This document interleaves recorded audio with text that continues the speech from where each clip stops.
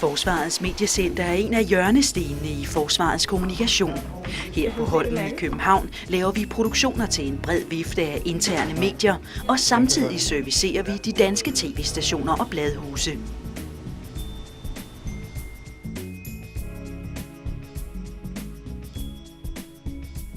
Derudover dækker vi også kongehusets relationer til forsvaret. Velkommen til Mediecenteret. Velkommen til.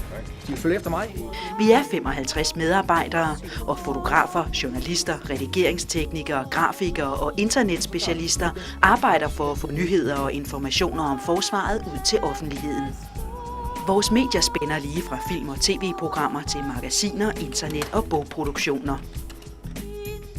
Og i det rullende klasselokale Checkpoint One får skolebørn fra hele landet viden om forsvarets arbejde.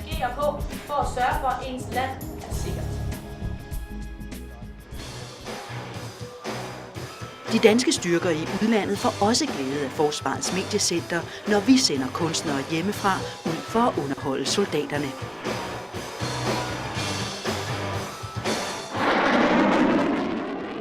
En af vores vigtigste opgaver er at dokumentere forsvarets internationale missioner.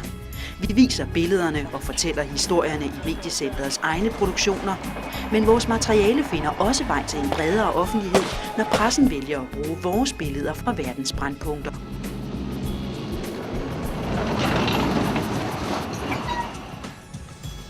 Her i de historiske bygninger på Holmen ligger Danmarks største militære filmarkiv. Velkommen til Forsvarskanalen. Og vores studier og produktionsfaciliteter er indrettet med nyeste teknologi inden for produktion til de elektroniske medier.